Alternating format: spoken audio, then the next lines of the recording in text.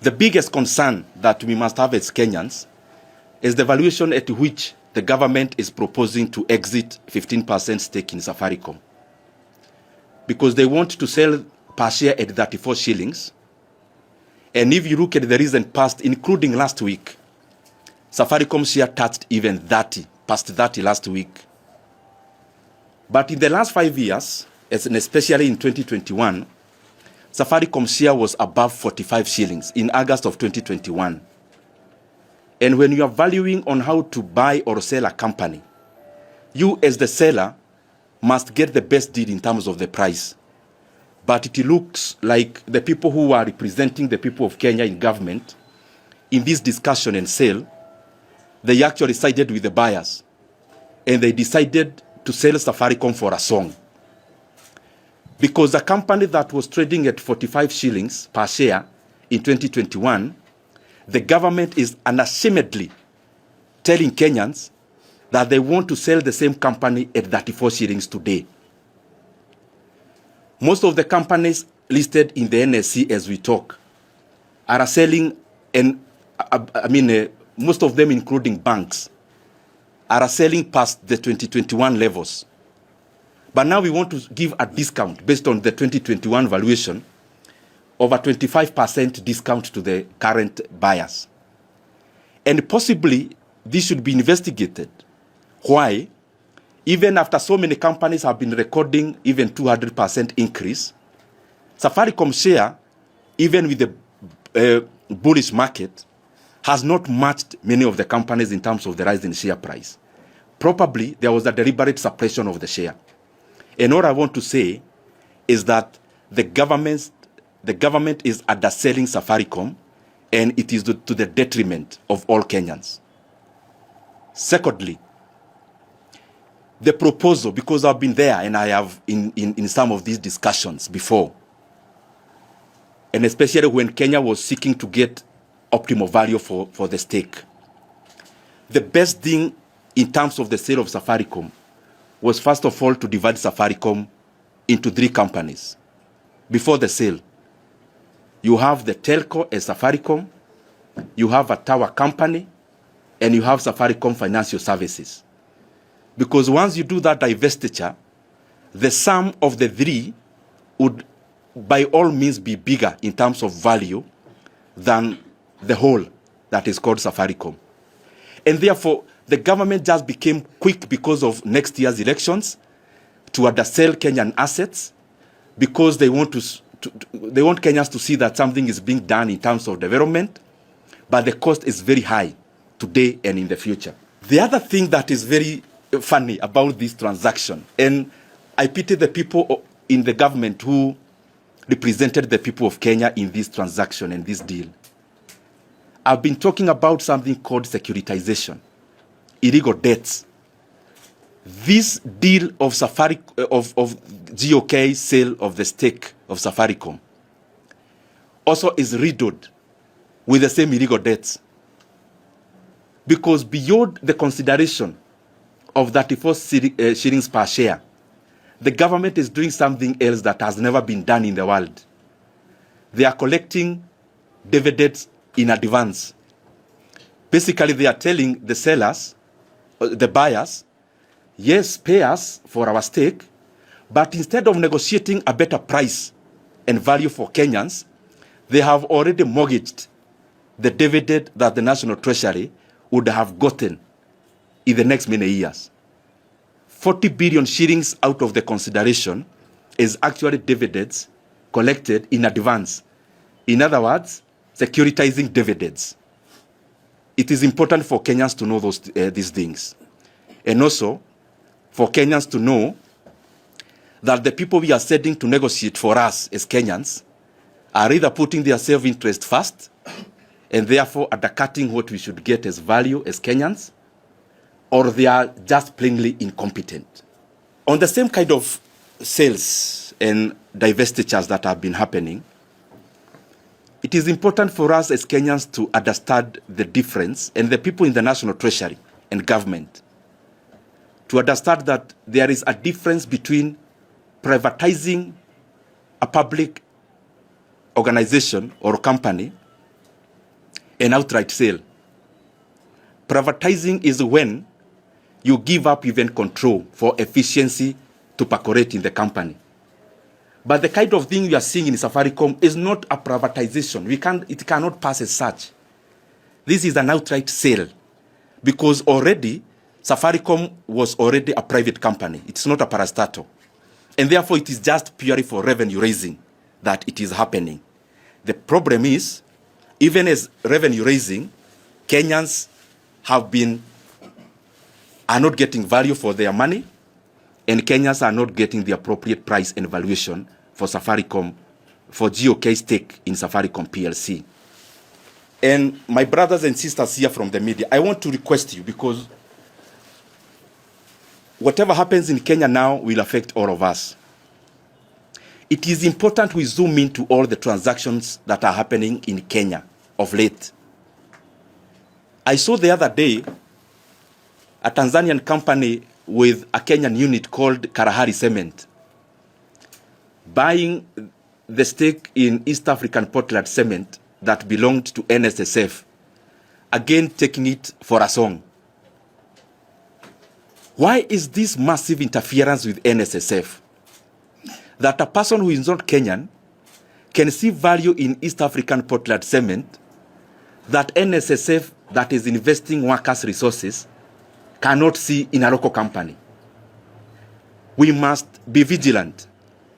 Otherwise, within a very short time, we are all going to regret as Kenyans, because we'll have nothing to hold on to. Everything will have been torn down in terms of sold for nothing, and you'll have no fallback position. And on the same, I have been saying, and I want to repeat, there is a new jargon in town called infrastructure fund. Infrastructure fund is only two things, and Kenyans should know that. One was sale of Safaricom, which is now Adawi. Number two is more borrowing. So anyone who needs to know what infrastructure fund is, just keep on watching the lips of everyone talking about it and match with the actions. It is either sale of government assets at a discount, definitely, or more borrowing. And these things are important. And I don't think there is something more important than the economy of Kenya to all of us. Look at it this way.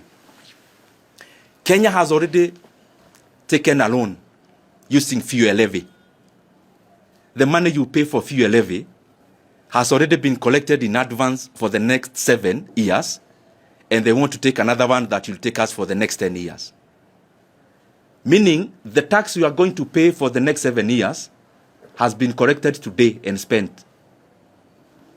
The unfortunate thing, and especially around that fund, is that local institutions, and especially banks, took part, and especially banks where GOK has a stake or controls. That we are collecting taxes because levy is like tax. The money that was to construct roads for the next 7 years has already been collected as we talk. I don't know whether I'm making sense, because you need to understand that because the government is looking at 2027 and nothing else, they are staking the future of this country in the name of elections. So we want to do everything that Kenyans can see. It doesn't matter whether we are getting into an abyss, and it doesn't matter whether we are going to recover from it. So we have taken fuel levy that was to be collected by Kenya for the next 7 years. That money has already been spent. Secondly,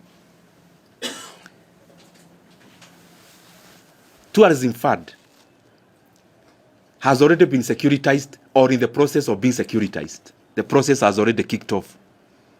So when you see Bomas of Kenya coming up, that is again an illegal loan, because all this securitization business is illegal. I've been talking about Talanta Fund, and you may wonder why there is no person in government giving a rejoinder. Because if there are no facts, then you should give the facts as the National Treasury. That this year, we borrowed 44.5 billion Kenya shillings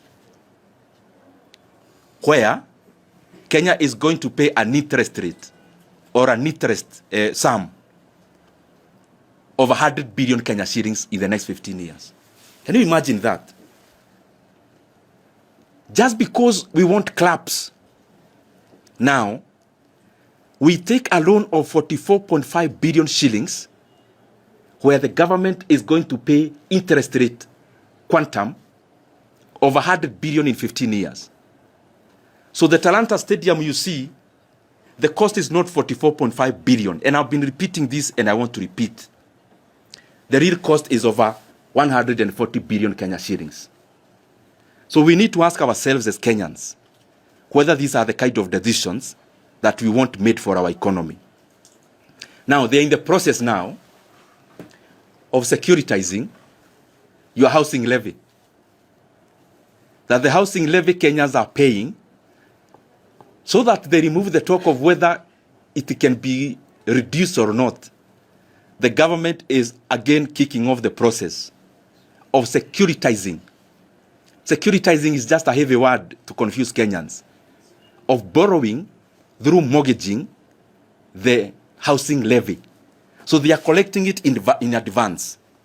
Now, what this is doing to the economy, and it is deliberate, the government is running away from budget. They want to control development in another book called Infrastructure Fund.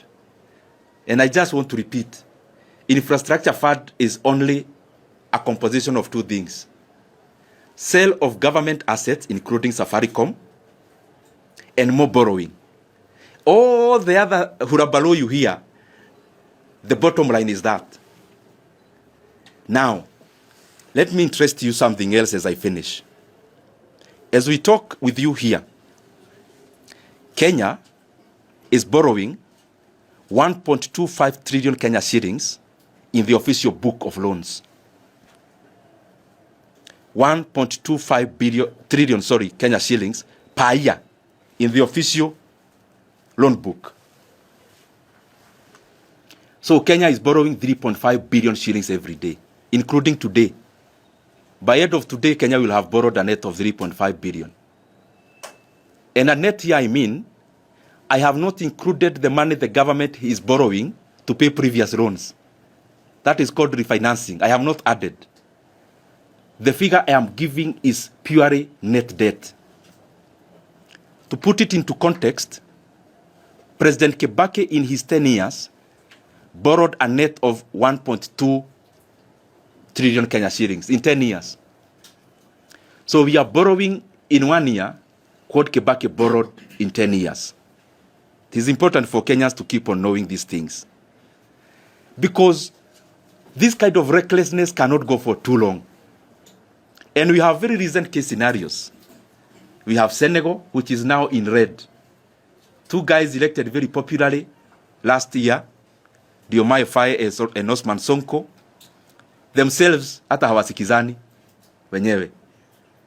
Because by the time they took over, there were illegal debt like securitization amounting to 13 billion US dollars. Illegal ones, taken off the book.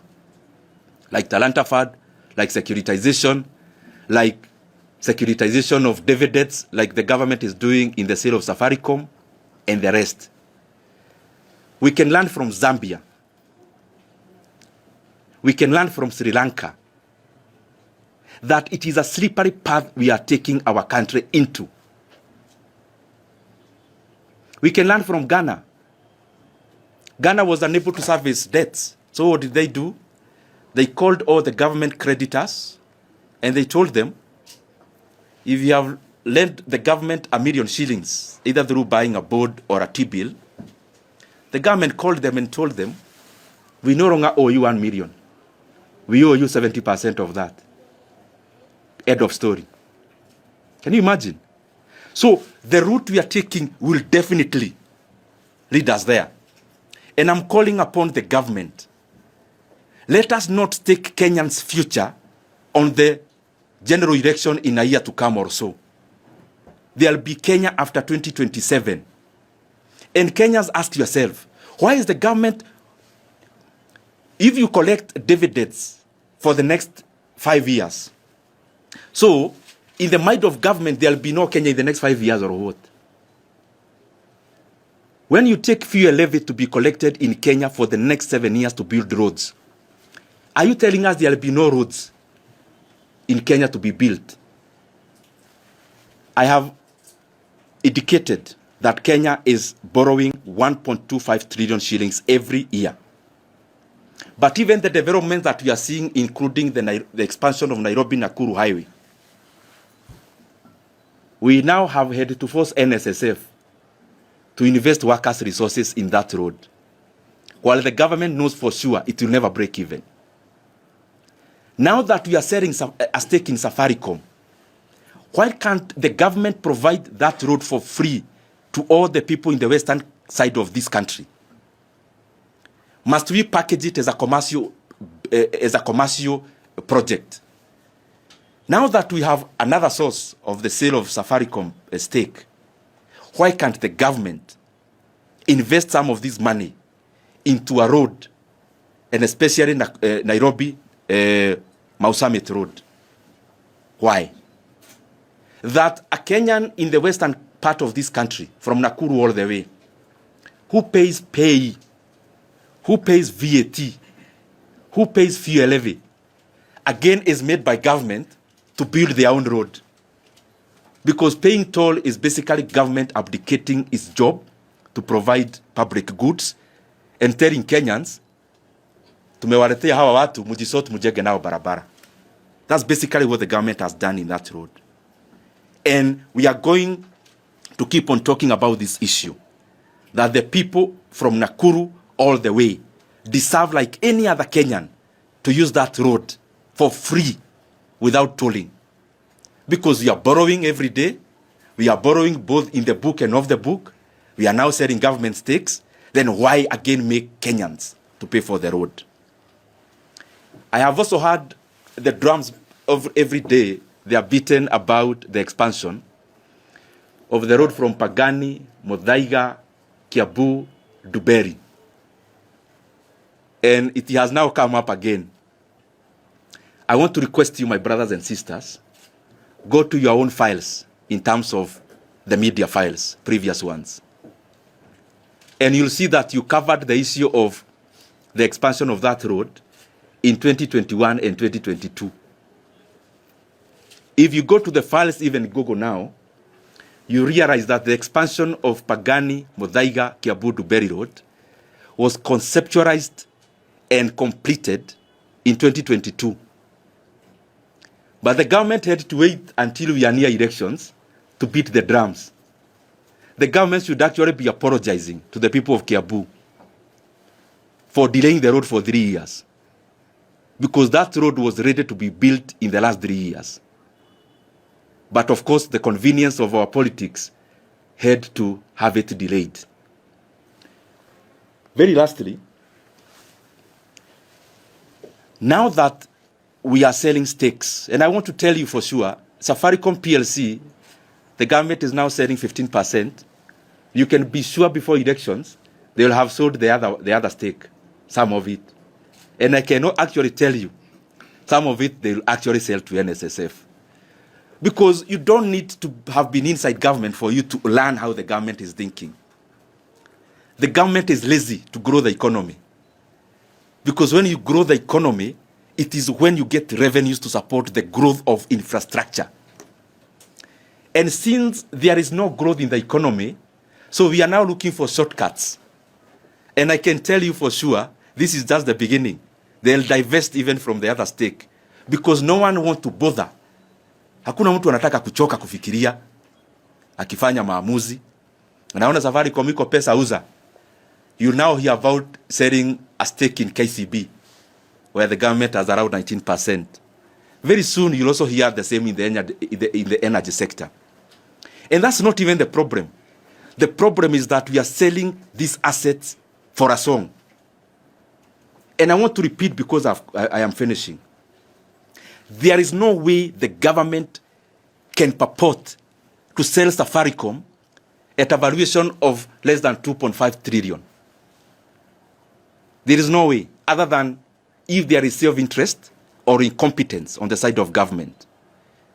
And I have enumerated again, the best way was for the government, first of all, to foster divestiture within Safaricom, create 3 entities, value them separately, and then sell them separately if you have to sell. Very last, we are now on a drive. We are being taken on a rough drive of political messaging. These grand terms you are hearing, infrastructure fund and big money being mentioned, it is to make Kenyans not ask the basic questions. Before we are told about trillions and the rest, can the government first of all do the basics? We are now in December. The government, unless they recede, they have already purported to want to increase school fees for day scholars from January. So on one side, we are thinking about trillions. On the other side, you are abdicating from supporting free basic education. Our JSS brothers and sisters, they require very little money to be confirmed into permanent and pensionable terms. They already had a contract for 1 year to intern in the JSS institutions. But instead of addressing such a small issue, now we are doing political messaging by mentioning billions and infrastructure fund so that Kenyans don't ask us real questions about real issues. It's like when you can go to your home today, Stephen Leto, and you call a baraza of your home, or Mwaneki, or Business Daily. You call a baraza at your home, and you tell your kin or your family members that you want to go to the moon, and you are going together with them. So they actually forget to ask you about food for that day, because you've already sold a grandiose idea. Unfortunately, within a day or two, they start telling you, okay, we are still going, but where is food? So the basics for this country, one of the basics is basic education. Before we talk about all those other things, the government must give assurance through writing that day scholars in Kenya from January will get an opportunity to go to school without the handicap of finances, as it has been before. As I close, let me take you the last sentence on something else, because this grandiose communication of politics can make Kenyans get lost. Now, we are building highways to toll without any alternative. It has never happened in Kenya since independence. Because even where there is a toll road, there are alternatives. It is the first time in Kenya we are doing an experiment to have Kenyans pay for using a road and deny them an opportunity for an alternative. That's one. It is also the first time in Kenya we are doing off-the-book borrowing through Talanta Board and the rest. It is also the first time we are securitizing revenues to be collected by the country for the next many years. But we are sold a grandiose idea. This is the fact. Kenya has always built stadiums. We have Nyoro Stadium, we have Kasarani. We never took an illegal board, but Kenya built when the economy was quite small. Kenya has always had tarmac roads. Even where we are building the toll road from Nairobi to Nakuru, there is a road. Not that there is no road, there is. And it was built by Kenyans through taxes. And the government never had to take an illegal loan called securitization. You can live here in Nairobi, go to Isiolo, go to Marsabit, and go to Moyale border. There is a tarmac road there, smooth one, a highway. You don't pay to use. It was built by Kenyans, by the previous governments. You can live here, go to Hispania border all the way to Kuria in Migori. All the way it is tarmac. We never took an illegal loan. We never took a securitization. And when Kenya was a smaller economy, we still managed. You can live here and go all the way to Kitengela and go all the way to our border with Tanzania on the other side. Again, there is a tarmac road there. No grandiose communication. from government. Government humbly built without making Kenyans to pay. You can leave here, go to Mombasa. There is already a tarmac road. So what I'm saying, you know, the way the government is defending itself. Oh, we are doing these things to build roads. Okay, fine. All the other governments build roads, but they never took reckless loans and illegal loans. That's what we are saying. It's not the first time Kenya is building stadiums. We have always built stadiums or stadias. So that is my concern.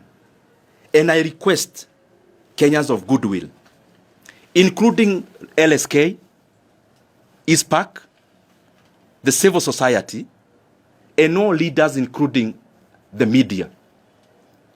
The things we are talking about are apolitical from where I start. It doesn't matter who becomes what. But if you securitize future revenue, we are choking Kenya today and in the future. Please let us take this as our burden. Because we may champion for the freedoms of Kenyans, the way we do, like LSK does. But in a collapsed economy, there'll be nothing to talk about. So I challenge all of us, let us please do our bit, because the consequences of these things and experiments will be very dire for our economy. Thank you very much.